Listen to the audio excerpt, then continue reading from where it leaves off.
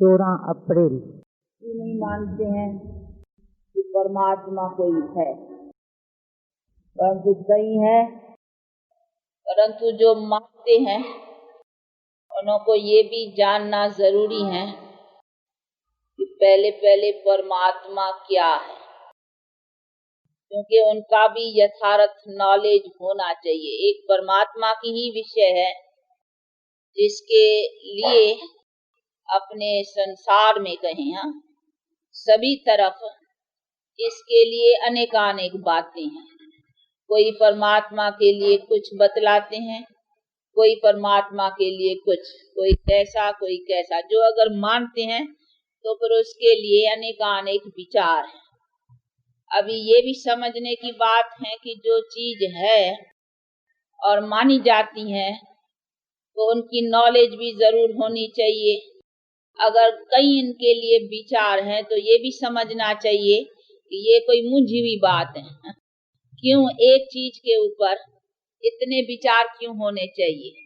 एक आदमी है, ये फलाना है, जैसा है जो है उसके लिए सबके पास एक ही होना चाहिए। भाई ये लॉजी है, इसका ऑक्यूपेशन क्या है, ये कौन है, ये क्या करता है, तो उनका एक ही सबके पास नॉलेज होना चाहिए ना, यानी उनका परिचय। ऐसे तो नहीं कहेंगे, नहीं कोई कहेंगे नहीं ये ऐसा नहीं है, ये ऐसा नहीं है। एक ही चीज के लिए इतने विचार क्यों होना चाहिए? जो अगर है इतने विचार तो ये समझना चाहिए उस बात में कुछ रोला है, यानी उन बात को यथार्थ जाना नहीं गया हुआ है। अब ये भी समझने की बात है कि जिस विषय के ऊपर, परमात्मा की जानकारी के विषय के ऊपर इतना अनेक विचार है, अभी इसकी जानकारी यथार्थ कौन देवे, कि आखिर भी वो कौन है। इसलिए ही उनके जानकारी के लिए खुद उसको आना पड़ता है, स्वयं परम पिता परमात्मा को, जो अपनी आकर करके जानकारी देता है कि मैं कौन हूँ। इसीलिए उसने कहा है कि जब जब ऐसा अधर्म, यानी इस चीज का अज्ञान हो जाता है कि मनुष्य न मुझे जानते हैं न अपने को जानते हैं, क्योंकि अपने को भी जानेंगे कैसे? मेरे द्वारा ही उनका नॉलेज, यानी अपने का, यानी मनुष्य का भी नॉलेज, मनुष्य को अपना पता भी मेरे द्वारा पढ़ने का है और मेरा पता भी मेरे द्वारा, कि मेरा तो कोई क्रिएटर नहीं है ना जो मेरा पता दे। अगर मेरा भी क्रिएटर, अगर क्रिएटर के ऊपर क्रिएटर, जो आखिर तो कोई रहेगा जिसका कोई क्रिएटर नहीं है, तो उसको ही तो गॉड कहेंगे ना। इसीलिए बाप कहते हैं कि मैं वो हूँ जिसका कोई क्रिएटर नहीं है। तो मैं तो क्रिएटर किसका हूँ? मनुष्य आत्माओं का। आत्माएं भी वास्तव कर करके अनादि हैं, कोई उनका भी कोई क्रिएटर नहीं है, परंतु फिर भी कहा जाता है कि मनुष्य आत्माओं का क्रिएटर गिना जाता हूँ, इसी ख्याल से कि मैं आकर करके आत्माओं को अपनी कंप्लीट प्यूरिफाइड स्टेज जो है उसी पर ले आता हूँ। तो प्यूरिफाइड बनाना आत्माओं को ये मेरा काम है, इसीलिए मैं क्रिएटर गाया हुआ हूँ। बाकी ऐसे नहीं है कि कभी आत्माएं भी नहीं है, आत्मा भी इमॉर्टल चीज है, परमात्मा भी इमॉर्टल चीज है, लेकिन ये दोनों ही अनादि हैं। तो दोनों अनादि अविनाशी होने के नाते जैसे परमात्मा का कोई क्रिएटर नहीं है, वैसे आत्माओं का भी कोई क्रिएटर नहीं है। वैसे तो इस मनुष्य सृष्टि का भी कोई क्रिएटर नहीं है, यानी मनुष्य भी अनादि है। तो ऐसे तो कोई चीज का कोई क्रिएटर हुआ ही नहीं, पर तो फिर भी जो उसको क्रिएटर कहा जाता है वो उसी नाते कहा जाता है कि वो आकर करके हम मनुष्य आत्माओं को हमारी जो कंप्लीट स्टेज है, जिसको प्यूरिफाइड स्टेज कहा जाए, उसी पर ले आता है। इसीलिए हमारे में प्यूरिफिकेशन भरने के कारण उनको उनका क्रिएटर कहा जाता है, कि मनुष्य की जीवन की जो स्टेज कंप्लीट है उसी पर मनुष्य आत्मा को ले आता है। तो इसी नाते उनको कहा ही जाता है न्यू वर्ल्ड का क्रिएटर। वैसे वर्ल्ड तो अनादि है, ऐसे नहीं कि कभी वर्ल्ड है ही नहीं, वर्ल्ड अनादि है, परंतु वो आकर करके मनुष्य को इसी तरीके से नया बनाता है। ये पुराने हो गए ने, अभी हम सब देखो ओल्ड हो गए, पुराने, उसका मतलब ही है आयरन एजेड वर्ल्ड अभी है, इसको कहा ही जाएगा पुरानी दुनिया। तो हम सब अभी पुराने तमो प्रधान हो गए हैं। अभी बाप आकर करके फिर हमको सतो प्रधान बनाते हैं, इसीलिए उनको कहा जाता है नई दुनिया अथवा नई दुनिया का क्रिएटर। बाकी ऐसे नहीं, दुनिया ही नहीं है। तो ये भी चीजें समझने की है कि उसको क्रिएटर इसी नाते कहा जाता है। पर तो ये समझना कि जो परमात्मा इसी सभी बातों का जो यथार्थ नॉलेज है वो ही आकर के देते हैं। इसीलिए इस सभी बातों का निर्णय यथार्थ कि परमात्मा क्या है और हम मनुष्य आत्माएं क्या है और ये मनुष्यों के सृष्टि का चक्कर भी कैसे चलता है, इन्हीं सभी बातों की यथार्थ नॉलेज वो नॉलेजफुल गॉड ही जो है ना वो आकर करके देते हैं। इसीलिए उनको नॉलेजफुल भी कहते हैं, क्रिएटर भी कहा जाता है और हिंदी में भी कहते हैं पतित को पावन करने वाला, दुख हरता, सुख करता। ये सभी महिमा उनको दी जाती हैं। अभी जिसको दी जाती है उसको भी समझना चाहिए ना वो कौन सी चीज है। उनको भी कहेंगे सुप्रीम सोल, वो भी सोल है। अभी उनको जो कई समझते हैं सर्वव्यापी, अभी सोल को तो सर्वव्यापी कह नहीं सकते हैं ना। ये भी चीज समझने की है कि वो कौन सी चीज है। जैसे हम आत्मा है तो आत्मा अपने शरीर में, हर एक की आत्मा अपने अपने शरीर में अपनी अपनी आत्मा है। ऐसे नहीं है कि सबकी आत्मा एक ही है। अगर एक ही आत्मा होती तो सबके संस्कार, सबकी एक्टिविटी एक ही हो जाती, परंतु नहीं, जितने मनुष्य है इतनी आत्माएं हैं। तो आत्माएं कहेंगे, सोल्स, यानी बहुत, जितने मनुष्य आज दुनिया में जितनी संख्या है इतने आत्माएं हैं। तो ये भी समझने की बातें हैं, एक आत्मा तो नहीं है ना। तो परमात्मा भी जो चीज है वो भी तो सोल ही है ना। तो सोल जिस चीज को कहा जाता है और उनका है भी, वो शास्त्रों में भी है कि ज्योतिर्लिंगम आकारी, जिसका या अपने अनुभव के आधार पर चित्र भी निकाला हुआ है। ये नहीं है सामने, क्या है और थोड़ा आगे ले आओ। तो परम पिता परमात्मा जिसको कहा जाता है, ये कहा ही जाता है उस सुप्रीम सोल को। तो निराकार परमात्मा जिसको कहें, जिसकी प्रतिमा भी हमारे भारत में भी ये शिवलिंग की जो प्रतिमा है वास्तव कर करके, ये जो रामेश्वर की आप लोगों ने मूर्ति देखी होंगी, ये राम बैठ कर करके भी शिवलिंग का पूजन कर रहा है।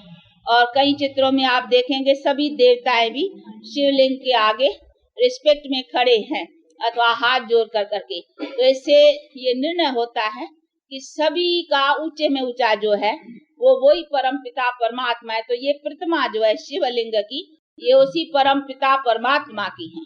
तो उनको ही कहा जाता है सुप्रीम सोल अथवा निराकार परमात्मा। तो वो भी तो आकार में है ना, इसको निराकार कहा जाता है। उसका मतलब ये नहीं है कि उनका कोई अपना रूप या अपना कोई भी आकार नहीं है, नहीं, उसको भी कहेंगे। ये यहाँ तो बड़ा दिखाया हुआ है, नहीं तो इसको स्टॉल लाइक को बिंदी, जैसे बिंदी होती है ना वो एकदम, तो उनको काल परंतु ज्योति का, परंतु वो भी चीज है ना। ऐसे तो नहीं है कि ज्योति कोई फर्टाइल है, फैली हुई चीज है जो सब में सर्वव्यापक होंगी। नहीं, फैली हुई कोई चीज नहीं है जो सब में अंदर भी हो बाहर भी हो। जैसे कई समझते हैं कि परमात्मा वो चीज है जैसे सब में व्यापक है। सब में व्यापक कैसे, सोल कैसे सब में भला व्यापक होंगी, होंगी तो भी सोल है ना। तो परमात्मा भी तो सोल है, परंतु उनको परम आत्मा सुप्रीम सोल कहा जाता है। तो वो चीज सब में व्यापक की तो चीज ही नहीं है ना। तो ये सभी बातें समझने की है कि वो कोई व्यापक चीज होने की चीज नहीं है। पर ऐसे कह सकते हैं, हाँ, सब उनको याद करते हैं, याद सब उसमें, याद सब में व्यापक है, वो बात एक अलग है। बाकी ये चीज सब में व्यापक है, ये चीज व्यापक कैसे हो सकती। इसीलिए जो कहीं समझते हैं परमात्मा सर्वव्यापी है, परंतु ये पहले व्यापक होगा ही कैसे, ये चीज कैसे व्यापक होंगी, बताए तो सही ना कोई। बाकी परमात्मा कोई ऐसी तो चीज नहीं है ना, तो जो ऐसी फर्टाइल चीज हो, फैली हुई, जैसे कई समझते हैं जैसे आकाश है ना, अंदर भी है बाहर भी है, वो आकाश की तरह से फैली हुई कोई चीज है, परंतु नहीं, ऐसी कोई चीज नहीं है। वो उनको कहा जाता है अखंड ज्योति तत्व, जिसको इन्फिनिट लाइट कहा जाता है, जिसमें ये निराकार परम आत्मा भी और हम सब सोल्स रहते हैं। जैसे इस ईथर में हम सब मनुष्य रहते हैं, तो हम ईथर तो नहीं है ना, हम मनुष्य रहने वाले इस ईथर में रहते हैं। इसी तरह से अखंड ज्योति तत्व में, जिसको इन्फिनिट लाइट अंग्रेजी में कहा जाता है, उसमें ये सोल, सुप्रीम सोल भी और सब हम आत्माएं रहते हैं। लेकिन हम जो रहने वाली चीज है वो तो सोल है ना। भले सोल भी ज्योति रूप है, ज्योति पर तो लिंगकारी, यानी उनको कहेंगे वो बिंदी, वो अपना संस्कार, हर एक के संस्कार रूप आत्मा है। तो इसीलिए वो सब फैली हुई चीज में, यहाँ फैलाव में आने वाली तो चीज ही नहीं है ना। इसीलिए ये जो कहीं मानते हैं कि परमात्मा सर्वव्यापी है, और एक तो वो चीज नहीं है व्यापक होने वाली, और दूसरी उसके व्यापक होने का कोई महत्व नहीं है। अगर व्यापक है तो व्यापक होकर करके हमारे लिए क्या उसका महत्व है? हमारे पास व्यापक होते हम दुख शांति में भी हैं, व्यापक होते आज हमारी दुनिया में कई अधर्मों के काम भी हो रहे हैं, तो क्या परमात्मा के व्यापकता के होते भी और हमारी जीवन गिरती रहे, या हमारे से कोई ऐसे अकर्तव्य काम होते रहे और हम दुख शांति में आते रहे, ये क्या हुआ? उसका व्यापकता का क्या महत्व हुआ?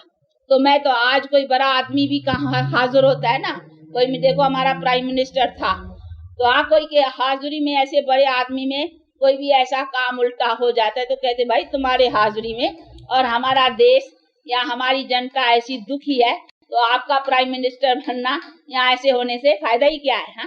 तो अगर हमारा परमात्मा जो है ही सुखदाता, वो अगर ओमनी प्रेजेंट होता और सब में व्यापक होता, तो ये सोचने की बात है कि उसकी प्रेजेंसी में और हम ऐसे दुख और अशांति, तो उसके प्रेजेंट से फायदा ही क्या हुआ? सब तो कहते हैं उसको, जैसे कोई यहाँ काम नहीं करते तो उसको कहते नहीं मिनिस्टर को, हाँ उतरो उतरो, देखो वो प्राइम मिनिस्टर पर आए, कहते उतरो, अरे तू अब संभाल नहीं सकते हो, तू जनता की सेवा ठीक नहीं कर सकते, तो उतरो उतरो।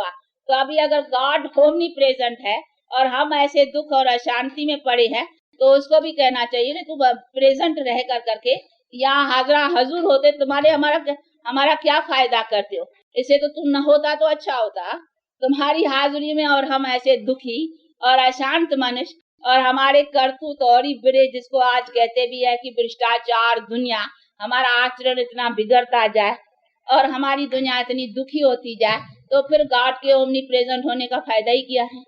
तो एक तो उनका फायदा है नहीं, दूसरी वो कोई ऐसी चीज भी नहीं है जो वो चीज बैठ कर करके सब में व्यापक रहे। इसीलिए ये भी बातें समझने की हैं कि जिसको परम आत्मा कहा जाता है वो सोल है, उनका अपना नॉलेजफुल, इनमें अपने सभी हम आत्माओं का नॉलेज है कि हम आत्माएं कैसे ऊपर थी, यानी ऊंची थी। ऊपर का मतलब ऐसे नहीं है हम अपने लाइफ में ऊंचे थे और फिर कैसे गिरे हैं, ये सारा हमारे कर्मों के चक्कर का जो है, ये सब इसके पास नॉलेज है, इसीलिए इसको नॉलेजफुल कहा जाता है। और वो अपने टाइम पर आकर करके नॉलेज देते हैं, और फिर आकर के हम मनुष्य आत्माओं को नॉलेज के थ्रू वो हमारे में ताकत भरते हैं, जिससे हमारी जीवन को सुख और शांति प्राप्त करती हैं हम, और ये कराने वाला निमित्त बनता है। तो इनका कर्तव्य हो गया ना, और इनका जो अपना संस्कार है नॉलेज देना और सबका नॉलेज इनके पास रहना, तो वो तो कोई चीज है ना। ऐसे नहीं कहेंगे कि कोई फर्टाइल या फैली हुई कोई चीज है या सब में व्यापक कोई चीज है। अगर व्यापक होती तो सब इसके गुण वाले, जैसा परमात्मा का गुण है तो सभी बात गुण होने चाहिए। गॉड कहा जाता है नॉलेजफुल, तो फिर सब नॉलेजफुल हो जाने चाहिए। बाकी वो व्यापक होकर के बैठ के क्या करता है? उनके व्यापक होने का कोई तो फायदा या कोई तो गुण चलना चाहिए ना। तो जब की वो चीज है ही नहीं, तो उनको हम कैसे कह सके कि वो ओमनी प्रेजेंट है? इसीलिए ऐसा कहना और ही परम आत्मा की गिलानी करनी है। अगर हम उनको ऐसे समझें कि हाँ वो हाजरा हजूर है या वो ओमनी प्रेजेंट है, वो व्यापक है, तो उनके व्यापकता से हमें क्या फायदा है? नहीं, हमारे हर एक में अपनी अपनी आत्मा व्यापक जरूर है, लेकिन हम अपनी आत्मा में भी अभी तमो प्रधान है, यानी आत्मा हमारी भी अभी तमो प्रधान है। इसीलिए हम अपनी आत्मा में भी अभी तमो प्रधान होने के कारण ही हमारे कर्तव्य अथवा करतूत जो है ना, वो उल्टे चल पड़े हुए हैं। इसीलिए हम दुख और अशांति में है। वहां तो कोई परमात्मा के ओमनी प्रेजेंट या उनके व्यापक होने की कोई बात ही नहीं रही ना। ये तो हर एक के कर्म के हिसाब में, हर एक अपनी अपनी आत्मा अपना अपना कर्म का हिसाब जो कुछ बनाया है उसी का अपना नतीजा भोग रही है। इसमें उसके ओमनी प्रेजेंट होकर के रहने का भी क्या मतलब है, या क्यों रहे, रहने की तो कोई बात ही नहीं। कई समझते हैं वही तो चैतन्य सत्ता है ना, ये जो हमारा हाथ भी चलता है ना, पैर भी चलता है या हम बोलते हैं, अगर वो परमात्मा न होता तो ये चैतन्यता न होती। तो इसीलिए कई समझते हैं वो चैतन्यता परमात्मा की है, पर तो ऐसी बात नहीं है। चैतन्य तो आत्मा भी है ना, आत्मा को भी कहा जाता है सत्य चित्त आनंद स्वरूप, यानी वो भी चैतन्य है। परंतु वो चैतन्य तो आत्मा अपना देखो शरीर से जब ये आत्मा निकल जाती है, एक शरीर आत्मा छोड़ती है दूसरा लेती है, तो डेड बॉडी पड़ी हुई है, क्या निकल गई, आत्मा निकली ना। तो आत्मा को चैतन्य कहेंगे ना, ऐसे थोड़ी कहेंगे परमात्मा निकल गया, कहेंगे आत्मा निकल गई। तो आत्मा में भी अपनी चैतन्यता तो है ना, जो शरीर में थी तो शरीर के द्वारा आत्मा बोलती थी और चलती थी, सब होता था। जब ये आत्मा निकल गई तो वो बॉडी पड़ी है, फिर कुछ हाँ चलती फिरता बॉडी तो कुछ नहीं हिले चलेगी ना, हाँ वो आत्मा निकल गई, तो आत्मा निकल गई कहेंगे ना। उसने जाकर के फिर जो शरीर लिया फिर वो चलना फिरना शुरू करेगा। तो ये सभी चीजें समझने की हैं कि आत्मा भी अपने गुण में चैतन्य है। ऐसे नहीं कहेंगे सिर्फ परमात्मा चैतन्य है, आत्मा भी तो चैतन्य है ना। तो आत्मा में भी अपनी चैतन्यता की सत्ता है, तो वो जो चलना फिरना है हर एक का वो आत्मा की चैतन्यता से। बाकी ऐसे नहीं कहेंगे कि वो कोई परमात्मा है तभी चलता फिरता है, अगर परमात्मा न होता तो चलते फिरते कैसे। तो चलने फिरने के लिए कोई परमात्मा की वो चैतन्यता मानना या परमात्मा को चैतन्य इसी तरीके से मानना, ये भी रॉन्ग है। तो ये सभी चीजों को बहुत अच्छी तरह से समझना है कि परमात्मा वास्तव करके क्या है। भले हमारे भारत में इसकी प्रतिमा की यादगार पूजी मानी जाती हैं, परंतु यथार्थ रीत से न जानने के कारण कि ये इतनी शिवलिंग की क्यों महिमा है, क्यों ये सभी चित्रों में भी दिखलाया हुआ है कि देवताएं भी उनका रिस्पेक्ट करते हैं, तो जरूर देवताओं से भी कोई ऊपर है ना। तो देवताओं से ऊपर कौन है, ये जिसने बैठ कर करके मनुष्य को देवता बनाया है।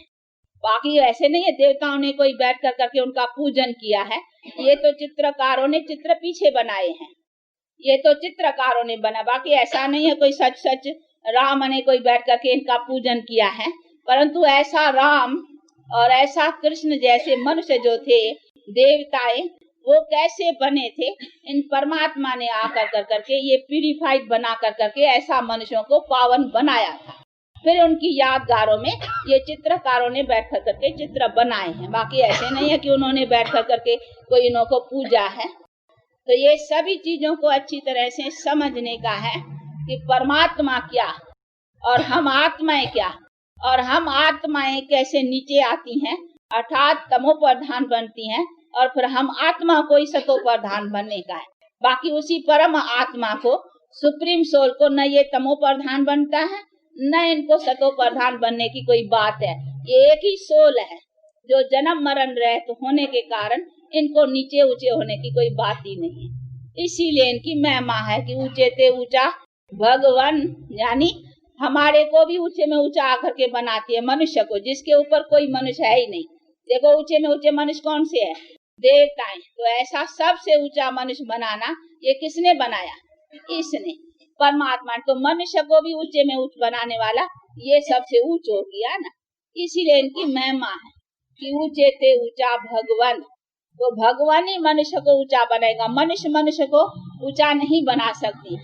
तो ये सभी चीजों को अच्छी तरह से समझने का है। इसीलिए परमात्मा जो चीज है ना वो इन्हीं को ही कहा जाएगा। अभी ये चीज तो कोई सर्वव्यापी या सब में कैसे आएंगी, जैसे सोल सब में कैसे आएंगी, सोल आएगी तो अभी हर एक अपना अपना आत्मा अपना अपना कर्म के हिसाब से एक शरीर छोड़ेगी दूसरा लेगी। बाकी ऐसे तो नहीं कहेंगे ना सभी के में एक ही सोल है ना, सबकी अपनी अपनी सोल है। तो इतनी सब सोल्स है ना, हर एक शरीर की अपनी सोल। देखो इन आत्मा का अपना कर्म का हिसाब, तुम्हारी आत्मा का अपना कर्म का हिसाब। अभी तुम शरीर छोड़ करके दूसरा शरीर लिया, तीसरा लिया, चौथा लिया, या कुछ भी, तुम्हारी आत्मा के अपने कर्मों का हिसाब से तुमने अपने शरीरों को लिया एक छोड़ के दूसरा। तो हर एक आत्मा का अपना अनेक जन्मों के खाते का अपना हिसाब किताब हुआ ना। इसमें सब में एक ही साथ एक ही टाइम पर एक ही आत्मा सब में व्यापक, वो तो बात ही नहीं है। तो जैसे आत्मा व्यापक बात नहीं है, वैसे इसको भी व्यापक होने की तो कोई बात ही नहीं है ना, और न कोई व्यापक होने से कोई महत्वता निकलती है कि भाई व्यापक होने से कोई फायदा मिलता है। फायदा क्या मिलेगा? तो ये सभी चीजों को बहुत अच्छी तरह से समझना है, क्योंकि ये तो बातें ऐसी हैं कोई एक ही दम या एक ही टाइम पर समझाई नहीं जा सकती हैं। ये तो बहुत अच्छी तरह से कोई बातें बैठ कर करके कुछ टाइम दे करके सुने, तभी इन बातों को अच्छी तरह से कोई समझ सकता है। तो इसके लिए चाहिए टाइम, और इसको अच्छी तरह से, ये कोई ऐसे क्लासों में भी समझाने की चीज नहीं है, तो कोई अकेले आकर करके और अच्छी तरह से इन बातों के ऊपर सुने और समझे, फिर कोई बात न समझ में आए तो पूछ भी सके। यहाँ क्लास में तो कोई पूछ नहीं सकती है ना, क्योंकि वो सब में सबका टाइम खराब होगा। तो ये सभी बातें भी अच्छी तरह से समझने के लिए जरा कोई टाइम अच्छी तरह से दे करके सुने और समझे, तो बहुत अच्छी तरह से समझ सके। क्योंकि ये जो हम बहुत काल से बातें सुनते आए हैं, सिर्फ उसी के आधार पर समझना कि ये बहुत काल तो हम परमात्मा को सर्वव्यापी मानते आए हैं और बहुत काल से हम ऐसे ही कहते आए हैं, तो उसकी माना वही बातें सत्य होंगी? नहीं, ये जो हम बहुत काल से सुनते आए, ये मनुष्यों के द्वारा सुनते आए हैं। ये हमारे वेद शास्त्र ग्रंथ आदि भी जो है वो भी तो मनुष्यों ने लिखा है, इसीलिए ये सभी है मनुष्य की मत। अभी हमको मिल रही है स्वयं परम पिता परमात्मा की मत। वो क्या समझाता है अपने लिए, तो उनके बात को भी समझना चाहिए ना, क्योंकि यथार्थ अपना नॉलेज यही देगा। इसलिए अभी ये क्या समझाता है और क्या बतलाता है कि मैं क्या हूँ और तुम मनुष्य भी क्या हो, तो उन्हीं बातों को भी सुनना समझना चाहिए। बाकी तो हम जो सुनते आए हैं ना, तो इसीलिए ये नहीं है कि बहुत काल से चली आई है बहुत, इसीलिए वो सत्य होंगी, नहीं। परमात्मा ने तब क्यों कहा कि जब जब ऐसा अधर्म यानी अज्ञान होता है तभी मैं आता हूँ। तो उसके पहले वेद शास्त्र ग्रंथ भी थे ना, तब तो अर्जुन को कहा ना, इन सभी अध्ययन करने से मेरी प्राप्ति नहीं हुई, तुमको भी ना, तब तो कहा ना इन सबको भूलो। और अर्जुन के ही मिसाल में है ना, गीता में ही है कि ये सब जो तुमको गुरु आदि ये सभी जो तुम्हारे पढ़ाने वाले हैं, जिसने तुमको पढ़ाया है, इन सब को भी भूलो। कहा ना, उसमें तो कहा है मारो। ये द्रोणाचार्य भीष्म पितामह आदि आदि जो तुम्हारे गुरु खड़े हैं, इन सब को मारो, पर तुम मारो कोई हिंसा के लिए तो नहीं। भगवान कहेंगे ना कि इनको सबका गला काटो, उनका मतलब यही था कि इन सबको भूलो, जो तुमको उन्होंने पढ़ाया सिखाया, तो इन गुरुओं को भी भूलो, और ये मामा काका चाचा बाबा भी भूलो, और जिन्होंने भी जो भी अभी तुम्हारे सब ये रिश्ते हैं, इनको भूल करके अभी मेरे से अपना रिश्ता जोड़ो। अर्थात मन मना भव, गीता में भी है ना, मन को अभी निरंतर मेरे में लगा, बाकी ये सभी तो बातें भूल जा। क्यों भूलवाई? क्योंकि वो सभी बातें मनुष्यों की थी, मनुष्यों ने बैठ कर करके सुनाई थी। इसीलिए बाप ने समझाया कि वो मनुष्य की बुद्धि है, अभी मेरी बुद्धि जो है ना, वो तो सबसे श्रेष्ठ है ना, और यथार्थ मेरी बुद्धि तुमको नॉलेज दे सकेंगी, मनुष्य की बुद्धि तुमको यथार्थ नहीं देंगी। इसीलिए कहा उन सब बातों को भूल करके अभी जो मैं सुनाता हूँ उन्हीं बातों को सुन, और उसी को सुनकर उसी पर अभी चल, तो तू अपने स्वर्ग का अधिकार पा सकेगी। तो ये जो अभी अपन सुन रहे हैं ना, ये कोई मनुष्य की मत नहीं है, हम कोई मनुष्य के द्वारा नहीं सुन रहे हैं। ये भी कोई भूल न करे, हमको कोई दादा नहीं सुनाते हैं, क्योंकि बहुतों ने सुना है दादा का नाम, इसीलिए बतलाया जाता है कि हमको कोई नॉलेज देने वाला दादा नहीं है, दादा को भी नॉलेज देने वाला ये।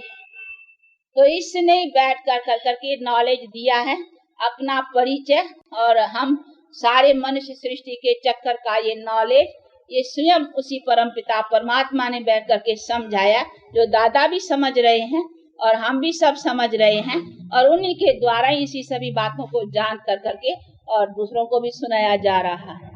तो ये नॉलेज कोई अपनी मन मत या अपनी कोई कल्पना नहीं है, ये उनकी यथार्थ जो जानी जाननहार और जिसको नॉलेजफुल कहा जाता है, वो बैठ कर करके समझा रहा है। अब इसको भी समझाने के लिए ऑर्गन्स तो चाहिए ना, इसीलिए वो आकर करके टेम्पररी मुख का आधार लेकर करके और सुनाते हैं, बाकी सुनाने वाला ये है। तो ये सभी चीजों को भी अच्छी तरह से समझना है कि यथार्थ नॉलेज क्या है और परमात्मा क्या है। इस चीज को सर्वव्यापी कहना ये बड़ी भारी भूल हो जाती है, और न ऐसी चीज है जो सर्वव्यापी हो सके, न इनकी जो क्वालिफिकेशन है इसके व्यापकता होने से, फिर तो सभी मनुष्यों में वो क्वालिफिकेशन भी व्यापकता में आनी चाहिए, पर तो कहाँ है?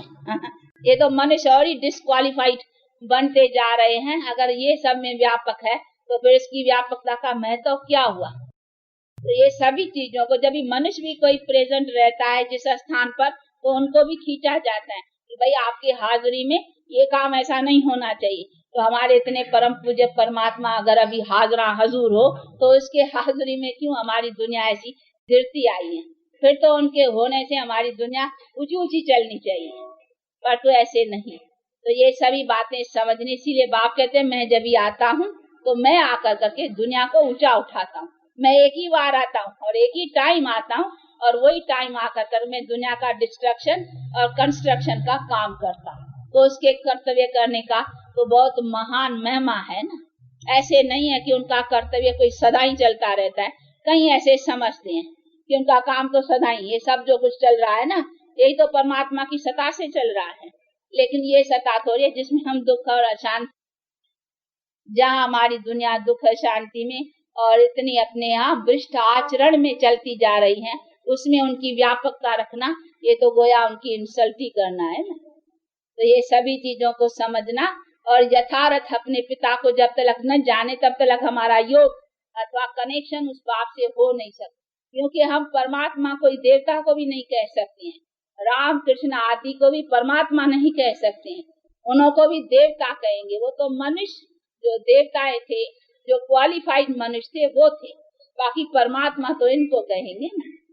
तो ये सभी चीजों को समझने का है। इसीलिए परमात्मा का ऑक्यूपेशन और देवताओं का ऑक्यूपेशन, ये सभी बातों को समझना चाहिए। ऐसे नहीं है सब मिल मिला कर करके एक ही एक था, परमात्मा भी एक ही एक, देवता भी एक ही एक, मनुष्य भी एक ही एक, सब एक ही थोड़ी है। मिनिस्टर भी एक ही एक, गवर्नर भी एक ही एक, सब एक ही कैसा होगा? सबका ऑक्यूपेशन, सबकी पोजीशन, सबका कर्तव्य अपना अपना है। इसीलिए देवताओं का कर्तव्य अपना और परमात्मा का कर्तव्य अपना, और सभी का अपना अपना समझना ही चाहिए। सबको मिला करके एक करने से, यही तो देखो, इसी कारण ही तो हम आज भूल के कारण ही तो दुखी हुए हैं ना। तो इन सभी बातों को अच्छी तरह से समझना है, और समझ कर करके यथार्थ से अगर उसे हम कनेक्शन जोड़ेंगे ना, तभी हमको उनका यथार्थ बल मिलेगा। तो ये सभी चीजें समझने की। अच्छा, अब टाइम हुआ है इसलिए क्लास बंद करते हैं, लेकिन इन बातों को, ये ऐसी विषय है जिसके ऊपर तो बहुत टाइम समझने की बातें हैं, क्योंकि बहुत काल से ये बातें चली आई है ना। तो इतनी जो बातें चली आई है उसको अभी परमात्मा फिर राइट वे कैसे समझाते हैं, तो उन बातों को भी तो समझने का टाइम चाहिए। तो इसीलिए कोई नए आए हुए हो तो उन ऊपर तो राय है, तो कुछ टाइम दे कर करके सुनेंगे, आकर के समझेंगे तो अच्छी तरह से समझ पा सकेंगे। अच्छा, 2 मिनट साइलेंस कर करके उससे रिलेशन जोड़ कर करके याद रखो कि हम जानते हैं उससे हमारा क्या रिलेशन है।